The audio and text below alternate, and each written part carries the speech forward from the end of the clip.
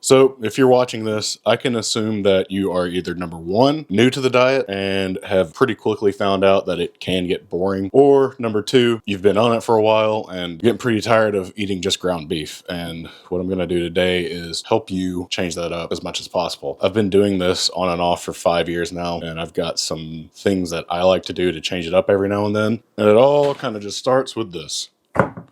This is a 10-pound chub of 8119 ground beef. It's very affordable. This one was $2.80 per pound. The more you buy, the cheaper it's going to be. Looking at this, the first thing I see is cutting burgers. So that's the first place we're going to start. Grab your sharpest knife. I'm going to go for about a 6-ounce portion.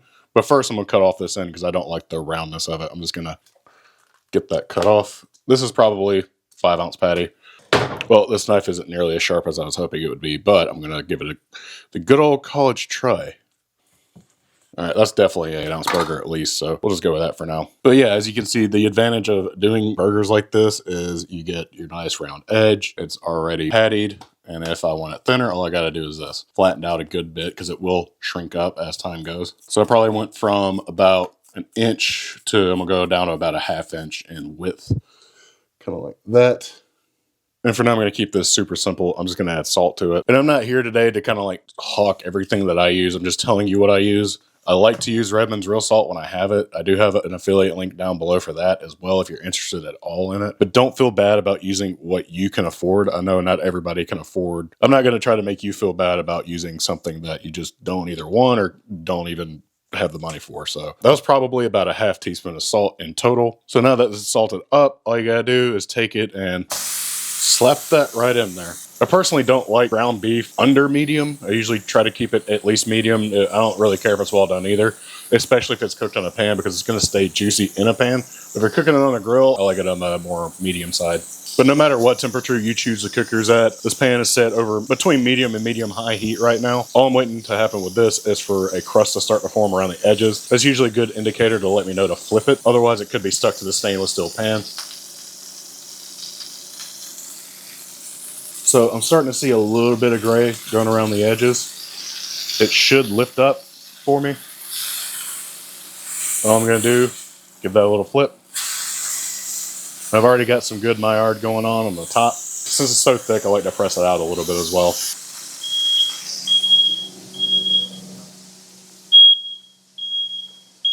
That's what I get for cooking out above the hood. All right, let's give this another flip.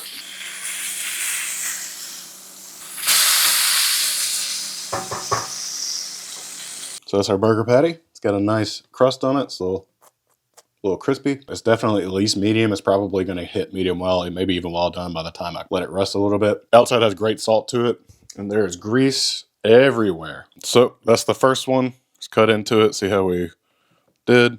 See, it's got some pink in it.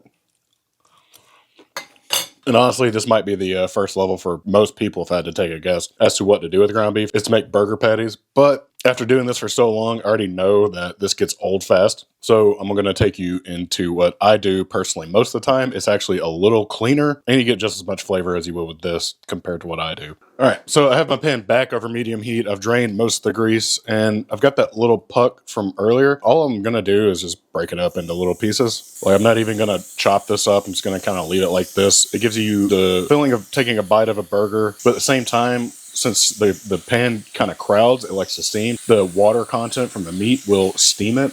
But I'm not mad about that with this because it kind of keeps all this grease from splattering everywhere. And for this, I'm not even going to season it beforehand. I'm just going to throw the meat right in there. And then I will take my salt, season it, just add it right on top, let that cook. And I usually cook this over medium heat. This piece has already got a little browning going already. Not necessarily looking for the browning, just looking for it to be cooked, because if I'm cooking it like this, it means I'm trying to get my food done. I don't really care at this point what it looks like. I just want it to be cooked through to how I want it.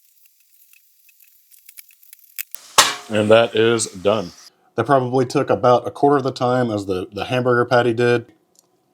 It's on par with flavor with the hamburger patty. The only thing the patty had was some like crispiness, but if I'm just trying to cook and eat, I'm going to do this pretty much 99% of the time. Just because it takes so much less time, it's worth just doing this. But again, speaking from experience, this gets old too. It's just a different way to do it. It saves you a lot more time. It tastes just as good, but it keeps you from being overwhelmed with the same thing every day. And once you get tired of this, let's move on to meatballs. So I've got about a pound of ground beef here. What I like to do for my meatballs is season them. I'll do other stuff typically, but I'm going to keep it simple with just salt and ground beef. So what I'm going to do is I'm going to take this big wad of about a pound, mash it down into a patty just to get some surface area.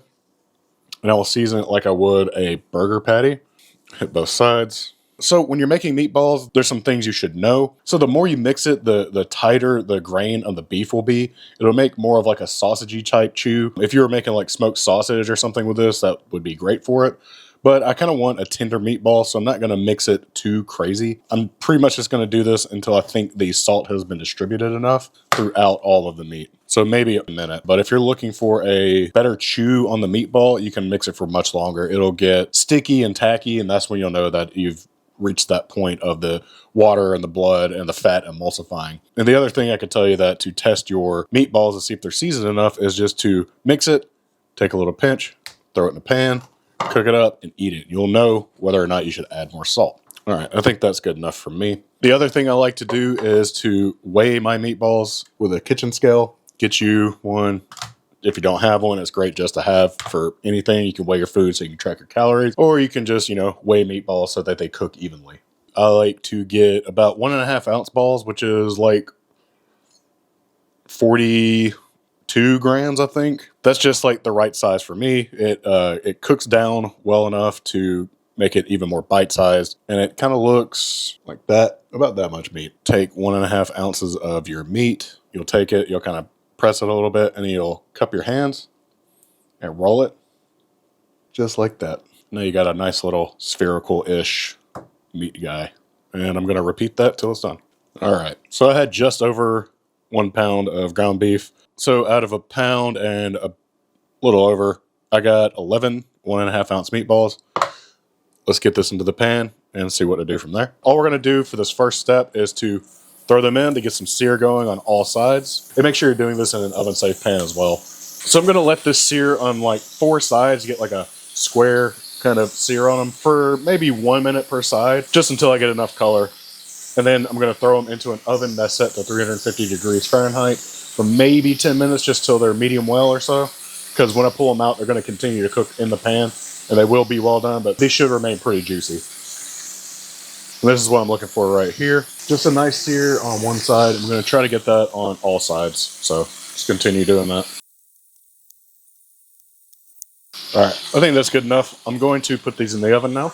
I'm going to set an 8-minute timer and check on them. All right, and those are done. Nice and firm, steamy, ball-like. Let's get this out onto a plate. Nice. These are going to be done in the middle. They're actually perfectly salted, to my taste anyways. Don't forget, add more salt if you don't think it's salty enough. Just a touch of chew from where they were mixed up, but nothing crazy. Like it's still a pretty tender meatball.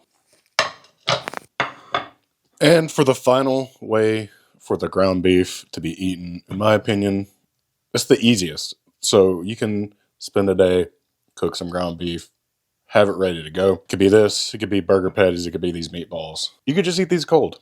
And this significantly changes up the way things taste. So this is akin to like having deli meat. It's obviously not the same as having deli meat, because that shit is like ultra processed and textured and added like phosphates to keep it like juicy on purpose. But if you're on the run and you just want to eat something really quick and you have some food prepped already like this, it's perfectly okay. And it will change it up a lot. This is a great way to keep it from being monotonous, just like cooking these ways keeps it from being monotonous. And to be honest, I don't really think there's a wrong way to eat your beef. It's very affordable, typically. Now, obviously, steaks are going to be a nicer option just because they taste better. They're texturally better. Personally, they keep me fuller for much longer, I guess, because you have to digest it in a different way. But if you're on a budget and you're doing this every single day, you can't go wrong with just some ground beef. But these are just a few ways to keep things interesting. And in the next one, we will go over some more ways to keep things interesting using things like seasonings, spices. We'll probably add some cheese. If you want to check out my company, Carnivore Companion, you can go to CarnivoreCompanion.com. You can pick yourself up some of these spices. There are 5 flavors. They are clean, There is nothing but spices, salt, and I will likely use most of these in the next version of the ground beef recipes. So check us out. Use the code GROUNDBEEF to save 15% off your order. Have these come in, try it on your ground beef, and let me know what you think. If you like this video, subscribe to the channel. If you like this video, give it a like. If you aren't already, subscribe to the channel, and we'll see you next time.